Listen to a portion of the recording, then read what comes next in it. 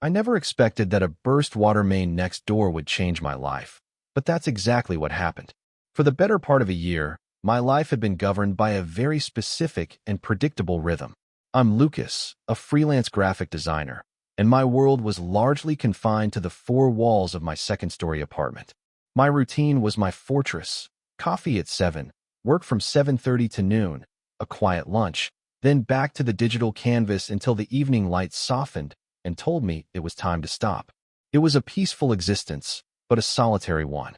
And the soundtrack to that solitude was the constant, grinding symphony of construction from the lot next door. They were putting up a new block of condos, a project that had transformed the quiet street I loved into a landscape of raw timber, steel skeletons, and the ceaseless shouting of men in hard hats. From my office window, which overlooked the site, I had a front-row seat to the organized chaos. At first, it was a nuisance, the beeping of reversing trucks, the roar of machinery that started precisely when I was trying to find my focus. But over time, it became a strange sort of company. It was a world so alien to my own, all muscle and sweat and tangible creation, while I spent my days moving pixels around a screen. And then there was him, Julian. I learned his name from the way the other workers would call it out, their voices tinged with respect. He was the foreman, the conductor of this chaotic orchestra. He moved with a purpose that fascinated me, his shoulders broad under a faded t-shirt, a layer of perpetual dust clinging to his skin like a second uniform. He had dark, unruly hair that was always escaping his hard hat, and a way of laughing that seemed to boom across the entire site, a genuine, unself-conscious sound that I found myself listening for. I watched him more than I should have. I told myself it was just idle curiosity, a break from the monotony of kerning and color palettes. I watched him handle disputes with a calm authority, his hands gesturing decisively. I saw him take a younger, clumsier worker aside and patiently demonstrate the right way to secure a harness, his voice low and encouraging rather than sharp. He was a pillar of confident masculinity, the kind of man I'd always found impossibly intimidating and secretly magnetic. In my mind, he was a complete and untouchable entity. He probably had a wife or a girlfriend and a couple of kids. He probably drove a big truck, drank beer with his buddies on the weekend, and wouldn't know the first thing about the quiet, careful world I inhabited. He was a fantasy, a harmless figure to observe from the safe distance of my window, a construction foreman and a graphic designer. Our worlds weren't just different, they were on different planets. I was content with that arrangement, with the invisible wall of glass and assumption that stood between us. It was safe. It meant I never had to risk anything. Right. That sense of safety, that predictable distance, was shattered on a Tuesday night in late October. The air had turned cold, and a miserable, persistent rain had been falling all day, turning the construction site into a sea of mud. I was trying to finish up a logo design, wrestling with a particularly stubborn shade of blue, when I heard a commotion from outside that was unusual even for next door. It wasn't the sound of machinery. It was the sound of panic. I went to the window and saw it immediately. Water was gushing from the side of the on-site trailer that served as their office, a muddy torrent carving new rivers through the dirt lot. Men were shouting, running around with a frantic energy that was a stark contrast to their usual methodical pace. And in the middle of it all was Julian, soaked to the skin, rain plastering his dark hair to his forehead as he yelled instructions, his voice barely audible over the roar of the water. He was trying to direct the flow away from a stack of electrical equipment, a losing battle against a force of nature they had accidentally unleashed. I watched for nearly an hour as they struggled to get it under control. The city water department eventually arrived, and slowly, the geyser subsided to a pathetic gurgle. The crisis was over, but the aftermath was a mess. The site was a disaster, and the trailer office looked completely flooded. One by one, the crew trudged off into the night, leaving Julian standing alone under the harsh glare of a temporary work light. He just stood there for a long moment, his shoulders slumped in exhaustion, looking at the damage. Then he ran a hand through his wet hair, turned, and looked directly at my building. And then, to my utter astonishment, he started walking toward my front door. My heart hammered against my ribs. I heard his heavy work boots on the concrete steps of the entryway downstairs. A few seconds later, a firm, hesitant knock echoed through my apartment. For a second, I thought about not answering, about pretending I wasn't home, preserving the comfortable distance I had cultivated for months. But that thought was quickly replaced by the image of him standing alone in the rain, looking utterly defeated. I couldn't do that. I opened the door, and there he was. He was even bigger up close, filling the entire doorframe. Water dripped from his hair and the hem of his jacket, forming a small puddle on my welcome mat. His face was smudged with dirt, and his eyes were tired, but they were a startlingly clear shade of green, something my window gazing had never revealed. He looked surprised to see me, as if he'd expected someone else entirely. Hey, he started, his voice rougher, quieter than the booming command I was used to. Sorry to bother you so late. I'm Julian, from next door. I know, I said, and then immediately felt my face flush. Of course I knew. I'd been practically studying him for months. I mean, I've seen you. I'm Lucas. Lucas, he repeated, and a small, tired smile touched his lips. Right? Look, this is a weird question, but my office is shot. The water main we were installing ruptured. Everything's soaked. My phone, the paperwork, everything. I need to make a few calls to my boss, to the suppliers. Could I possibly, use your phone for a bit? And maybe a towel.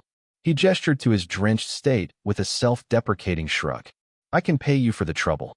No, of course not. Don't be silly, I said, stepping back to let him in. Come in, get out of the rain. He hesitated for a second, looking down at his muddy boots. I'm gonna track mud everywhere. It's just a floor. It can be cleaned, I told him, a strange sense of calm settling over my initial panic. This was just a person who needed help. A very attractive, very wet person, but a person nonetheless. Seriously, come in. He finally stepped inside, bringing the scent of rain and wet earth into my clean, quiet apartment. He carefully towed off his boots by the door, leaving two muddy monstrosities sitting on the mat. He seemed almost too large for the space, his broad shoulders making my hallway feel narrow. He looked around, taking in my minimalist decor, the carefully arranged books, the framed prints on the walls. He looked like a wild animal that had accidentally wandered into a museum, and I could see a flicker of self-consciousness in his eyes. I'll just get you a towel, I said, escaping down the hall to my linen closet. My hands were shaking slightly as I pulled out the fluffiest towel I owned. When I came back, he was standing exactly where I had left him, as if he were afraid to touch anything. Here, I said, handing it to him. Our fingers brushed for a fraction of a second, and I felt a jolt, a tiny spark of electricity that was probably just static, but felt like something more. He took the towel and began to dry his hair, his movements strong and efficient. Your place is really nice, he said, his voice slightly muffled by the terry cloth. It's so quiet. It's usually quieter without the burst water mains, I joked, and he let out a short, tired laugh. Yeah, sorry about that, he finished with his hair, which was now sticking up in a dozen different directions, making him look younger, less like the commanding foreman and more like just a guy who'd had a very bad day. My jacket soaked through. Do you mind if I? Of course. Just hang it on the back of that chair, I said, pointing to one of my dining chairs. He draped the heavy canvas jacket over it, and the thing dripped steadily onto the hardwood floor. I made a mental note to wipe it up later. You should get out of those wet clothes, I heard myself say, the words tumbling out before I could stop them. You'll catch a cold. I have a sweatshirt or something you can borrow. He looked at me, a flicker of surprise in his green eyes. You sure? I'm probably a lot bigger than you. I like my sweatshirts baggy, I said, trying for a casual tone. I went to my bedroom and pulled out my largest, softest gray hoodie and a pair of old sweatpants. I handed them to him. The bathroom is just down the hall. He disappeared, and I was left alone in my living room, my heart doing a frantic tap dance. Julian was in my bathroom. The foreman from next door, the man from my window-gazing fantasies, was changing his clothes in my apartment. The whole situation felt surreal, like a scene from a movie I didn't know I was in. I busied myself making tea, mostly to have something to do with my hands. The kettle was just whistling when he reemerged. The sight of him almost made me drop the mugs. He was wearing my clothes. My ridiculously oversized hoodie actually fit him snugly across the chest and shoulders, and the sweatpants hung low on his hips. Without the hard hat and the heavy work clothes, he looked different. Softer. He looked domestic. It was a jarring and unexpectedly thrilling image. "This is, a lot better," he said, running a hand over the soft fleece of the sweatshirt. "Thanks. Seriously. Tea," I offered, holding up a mug. He nodded, a grateful look on his face. "Please." He sat on my couch, curling his large frame into the corner, and I handed him the mug. He wrapped his hands around it, as if to warm them. For a few minutes, we just sat in a comfortable silence. The only sounds the ticking of the clock on my wall and the gentle patter of the rain, which had finally calmed down outside. It was strange. I'd spent months watching this man from a distance, constructing an entire personality for him, and now he was here, on my couch, wearing my clothes, looking vulnerable. Let me explain something about loneliness. It's not always a sharp, painful thing. Sometimes, it's just a low, constant hum in the background of your life. You get used to it. You build routines around it. You decorate your silence. And then, someone walks into that silence, and you suddenly realize how deafening it was. Julian, sitting on my couch, made my quiet apartment feel less empty than it had in years.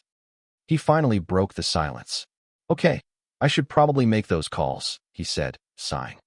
I handed him my phone, and for the next hour, he was back in Foreman mode.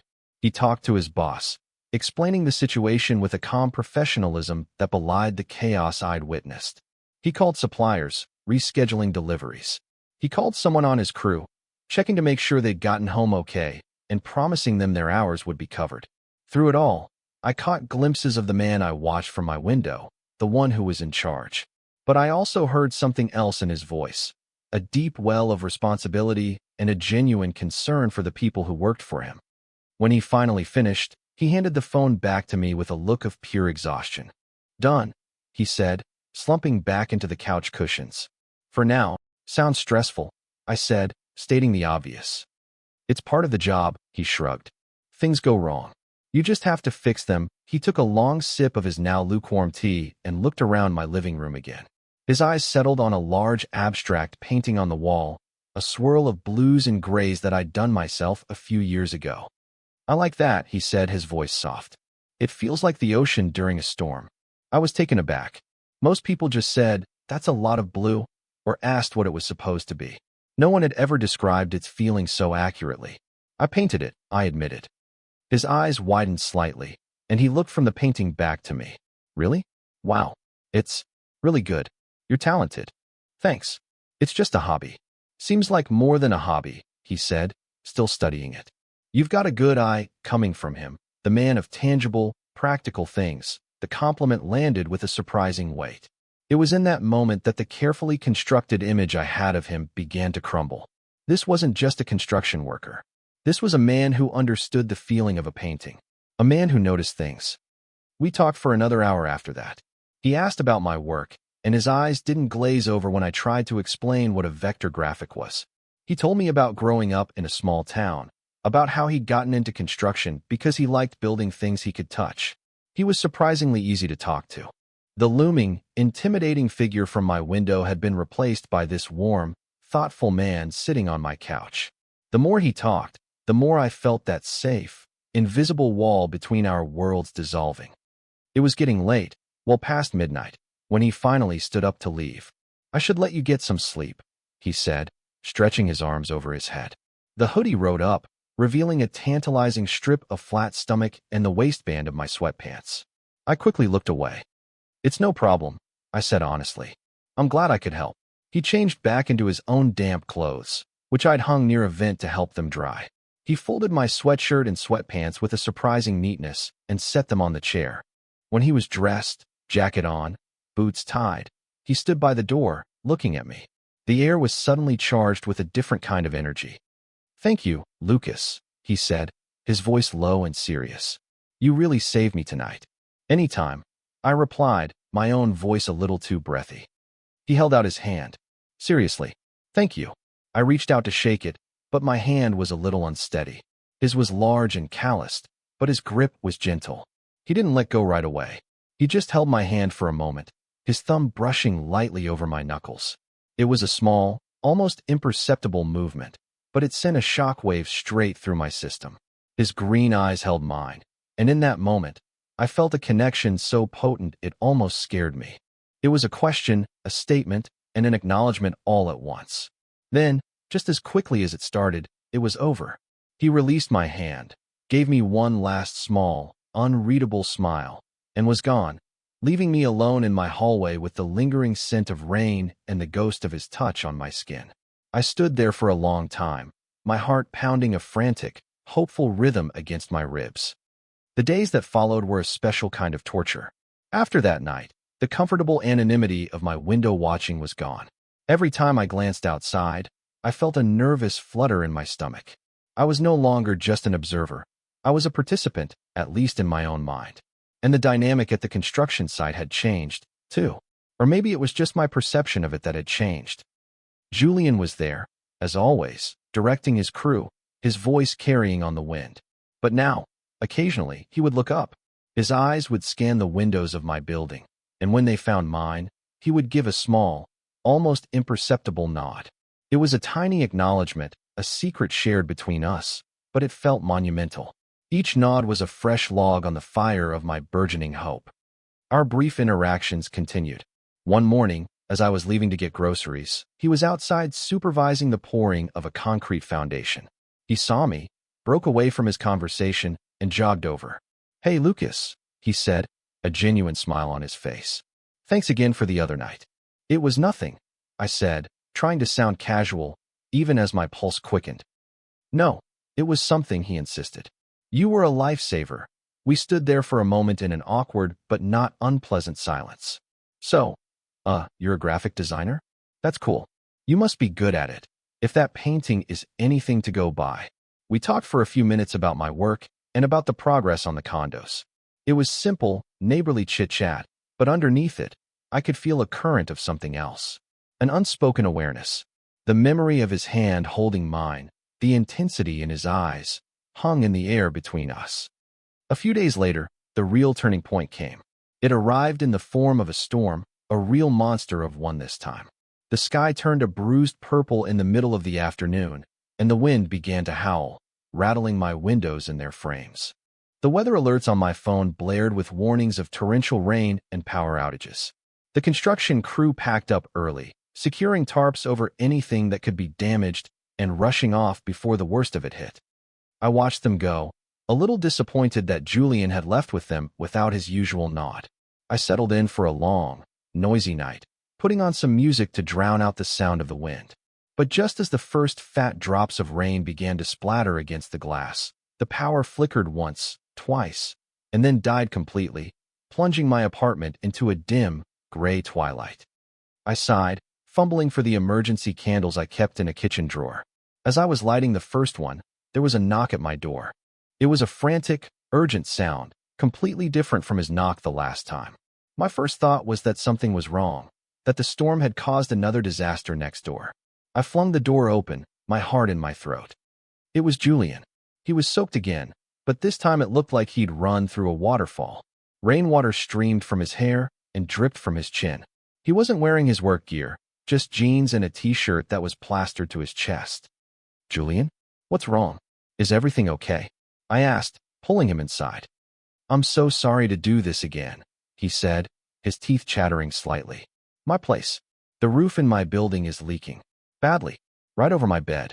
Everything's getting soaked." He had moved into a temporary rental a few blocks away after the flood at the site, but it seemed his bad luck with water had followed him.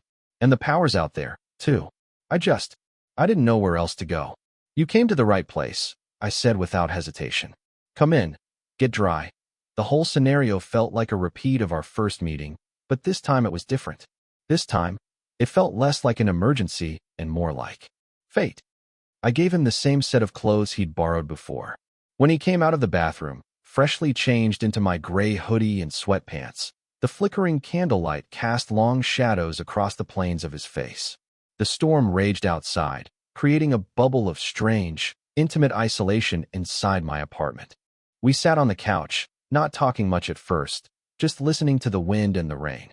"I hate storms," he confessed after a while, his voice barely a whisper. He was staring at the window, where rain lashed against the glass. "Really?" I was surprised. He seemed so fearless, so in command of everything. He nodded, not looking at me. "When I was a kid, A tornado hit a town near us. Our house was fine, but our neighbors, their house was just gone. I remember my dad holding me, and I could see the sky through where their roof used to be. The sound of the wind. I've never forgotten it. He was giving me a piece of himself, a shard of vulnerability he probably didn't show to many people. He, the man who wrangled chaos for a living, was afraid of the wind. It was the most human, most endearing thing I could have imagined. "I'm sorry," I said softly. "That sounds terrifying." "It's stupid," he said, shaking his head. "I'm a grown man. It's not stupid to be scared," I told him. I moved a little closer on the couch, an instinctive gesture of comfort. "It's human." He finally turned to look at me, and in the wavering candlelight, I saw something in his eyes I couldn't decipher. Gratitude? Fear? Something else? The space between us crackled with unspoken energy. The storm outside felt like it was inside me, a whirlwind of hope and anxiety. We sat like that for a long time, the silence stretching, but it wasn't empty. It was full of questions. Eventually, he started to shiver. "It's cold in here without the heat," he mumbled, wrapping his arms around himself. "I have blankets," I said, getting up to retrieve the thickest quilt I owned from my bedroom. When I came back, he was huddled in the corner of the couch. I unfolded the quilt and draped it over him. "Thanks," he said, his voice thick. He shifted, making room. There's space for 2 inch. My breath hitched. Was he? It was an invitation. A terrifying, wonderful invitation. I hesitated for only a second before sliding onto the couch next to him, pulling a corner of the quilt over myself. We sat side by side, our shoulders and thighs pressed together, a line of warmth that fought back against the cold room. My entire body was on high alert. I was so aware of his presence, of the solidness of him next to me, of the way the faint scent of his soap mingled with the waxy smell of the candles. The hours ticked by. We talked in low murmurs, sharing stories about our childhoods, our dreams, the things that scared us in the dark. The storm outside was a distant roar, a soundtrack to our confessionals. At some point, his exhaustion caught up with him. His head began to nod, and his words slurred with sleep. "You should sleep," I whispered. "Don't want to," he mumbled, his eyes closed. "Feels safe here." His head drooped, finally coming to rest on my shoulder. His full weight settled against me, and I froze, every nerve ending firing at once. He was asleep on my shoulder. His breathing was deep and even, a soft puff of warm air against my neck with every exhale. I didn't move a muscle. I just sat there, in the dark, with the weight of him against me, my heart feeling like it was going to beat its way out of my chest. It was the most intimate, most terrifying, and most wonderful moment of my life. He shifted in his sleep, murmuring something. It was indistinct, a jumble of syllables, but I could have sworn, in that quiet, candlelit room, that he whispered my name. And that single, maybe imagined word was enough to completely undo me. The morning after the storm was unervingly quiet. The rain had stopped, and a weak, watery sunlight was filtering through the clouds, illuminating the dust motes dancing in the air. I woke up stiff and sore, still on the couch. The quilt was pulled around my waist, and my shoulder was cold. Julian was gone. For a moment, I thought I might have dreamed the whole thing. The intimacy, his head on my shoulder, the sound of his breathing next to me. But then I saw it. My gray hoodie and sweatpants were folded neatly on the armchair, and next to them was a scrawled note on a napkin. Had to get to the site early. "Thank you for everything, Jay." My heart sank. The formality of it, the neat fold of the clothes, it felt clinical. It felt like a retreat. I spent the rest of the morning in a fog, replaying every moment of the previous night. Had I read it all wrong? Was his invitation to share the blanket just a practical response to the cold? Was his vulnerability just a product of fear and exhaustion? Maybe his head falling on my shoulder was just an accident of sleep. But here's the thing about hope. It's a stubborn weed. Even as my brain was screaming at me that I had imagined everything, that I had mistaken kindness for interest, a small, persistent voice whispered, "But what if you didn't? What about the way he looked at me in the candlelight? What about the feeling of his hand in mine that first night? What about the sound of my name on his lips?" That day, I couldn't bring myself to look out the window. I was too afraid of what I would see, or rather, what I wouldn't. I was terrified of catching his eye and seeing nothing there. No acknowledgement, no secret smile, just the polite indifference of a neighbor. The silence from next door felt heavier than the usual construction noise.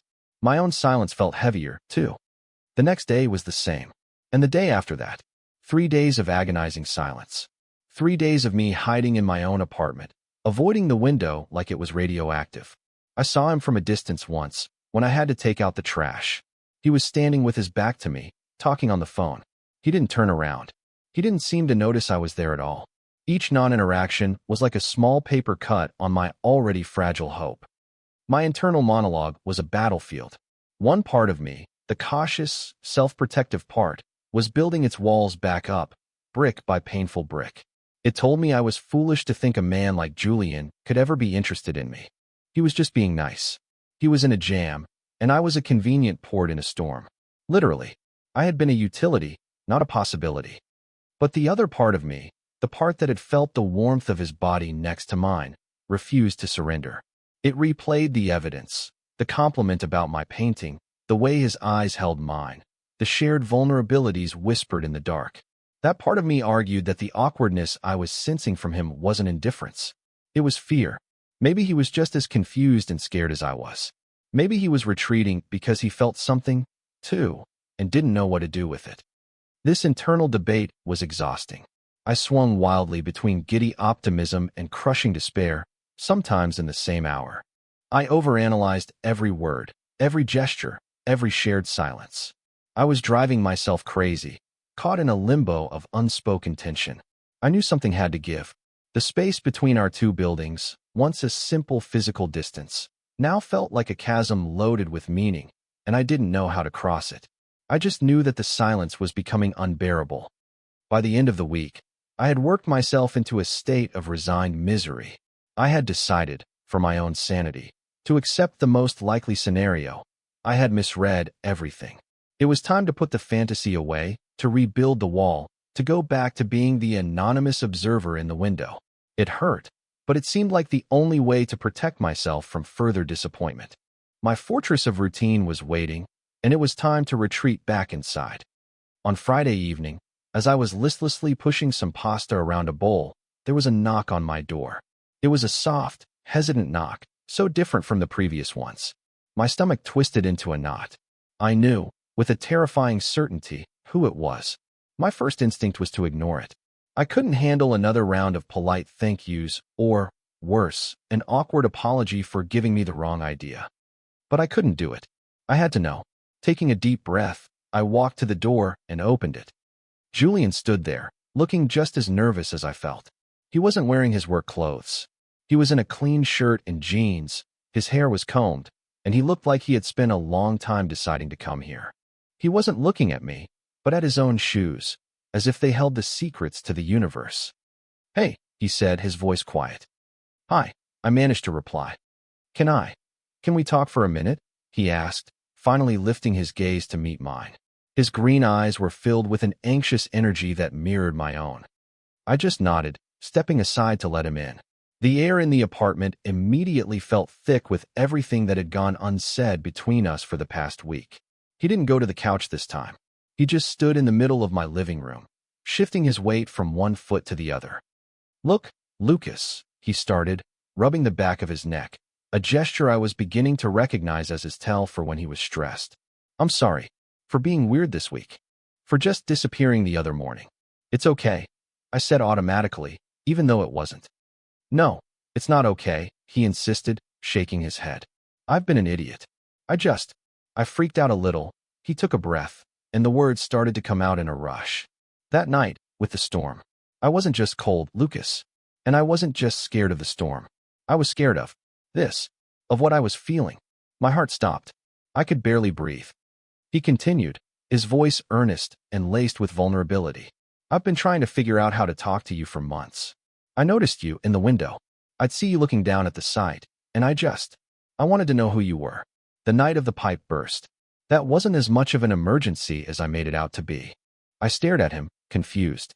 "What do you mean?" "I mean, the office was flooded, yeah? But I could have gone to a hotel. My boss told me to. But I used it as an excuse," he confessed, a faint blush rising on his cheeks. "It was my only shot, my only plausible reason to knock on your door. I had to meet you. I just didn't know if you were. You know, or if you'd be interested. And then when I was here, it was so much better than I even hoped. You were so much better. The world tilted on its axis. He had seen me. He had wanted to meet me. The entire foundation of my assumptions, that I was invisible, that he was unattainable, crumbled into dust. And then the storm, he went on, stepping a little closer. I came here because I wanted to see you again. My roof was leaking, but it wasn't a flood. It was another excuse. And then we were on the couch, and it felt so right. Too right. It scared the hell out of me. When I woke up the next morning, I just panicked. I thought maybe I'd crossed a line, or that you were just being nice to a freaked-out neighbor. So I ran.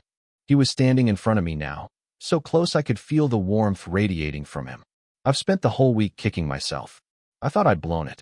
Blew the one chance I had with the first person I've felt this way about in a very, very long time. He finally looked me straight in the eye, all his fear and hope laid bare. So, I guess what I'm trying to say is, I'm really into you, Lucas. And I'm hoping, after all my stupid mixed signals, that maybe you feel something too. A wave of relief so profound it almost buckled my knees washed over me. The tension that had been coiled in my chest for a week finally snapped. I let out a shaky laugh. You have no idea, I whispered. Julian, I spent months watching you from my window, thinking you were a completely different person from a completely different world. I thought you were the most unattainable person I'd ever seen. A slow, brilliant smile spread across his face, a smile of pure, unadulterated relief. Unattainable? I was the one trying to work up the nerve to talk to the guy with the sad, thoughtful eyes and the amazing taste in art. He reached out, his hand hesitating for a second before gently cupping my cheek. His palm was warm and slightly rough, and I leaned into his touch instinctively. The connection was immediate, electric. So, he murmured, his voice dropping lower, can I kiss you now? For real this time? No storms, no excuses. Yes, I breathed out. Please. And he did. He closed the small gap between us and pressed his lips to mine. It wasn't a tentative, questioning kiss. It was a kiss full of a week's worth of anxiety and months of unspoken longing. It was firm and sure, and it tasted of relief and the promise of a new beginning. I wrapped my arms around his neck, pulling him closer, and in that moment, the world outside my apartment, the construction, the city, the noise, all of it faded away. There was only us. The weeks that followed the confession felt like waking up from a long, gray dream into a world of vibrant color. The constant hum of anxiety that had been the background music of my life was replaced by a quiet, steady thrum of happiness. Our first official date happened 2 days later.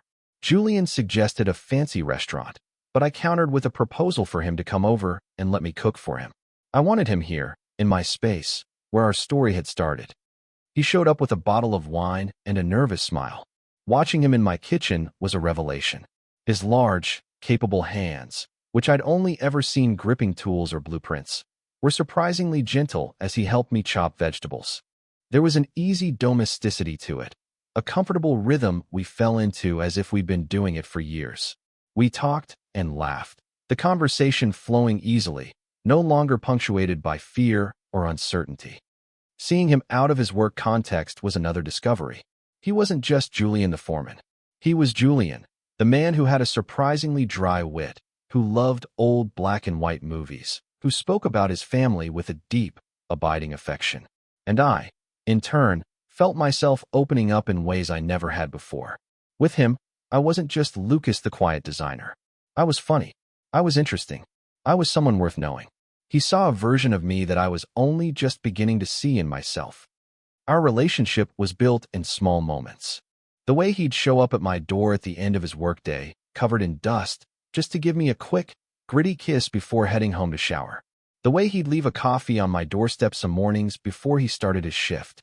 The first time he stayed the night, not on the couch, but in my bed, and waking up to find him there, his arm thrown protectively over me, felt like the most natural thing in the world.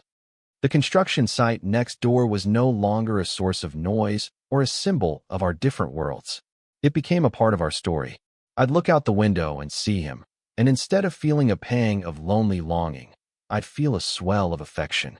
He'd look up and catch my eye, and his serious, commanding expression would break into a wide, private smile meant only for me. It was our secret, playing out in plain sight. A few months later, another storm rolled in. The sky grew dark, and the familiar sound of rain began to beat against the windows. But this time, everything was different. We were curled up on the couch together, a movie playing softly on the television, the quilt from that first night draped over both of us.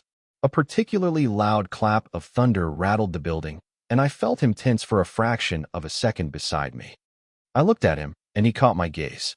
A small, self-aware smile played on his lips. "You know," he said, pulling me a little closer. "I don't think I hate storms anymore." He leaned in and kissed me, a soft, lingering kiss that was warm and reassuring. The storm could rage all it wanted outside. In here, with him, I was perfectly safe. We were safe. It's funny how things work out, isn't it? For so long, I had built my life around order and quiet predictability. I thought that was what I needed. The construction next door was the loudest, most chaotic thing to ever happen to my peaceful little street. It was a daily intrusion that I resented, a symbol of everything my life wasn't. But that chaos is what brought me Julian. The noise is what led me to the most profound and peaceful connection I have ever known. He walked into my silence and filled it with laughter and warmth and a sense of belonging I didn't even realize I was missing. It makes you think. Sometimes, the life you've been carefully building isn't the one you're meant to have. Sometimes, you have to let the walls come down and let a little bit of the chaos in. That's where you find the things and the people that were worth waiting for all along.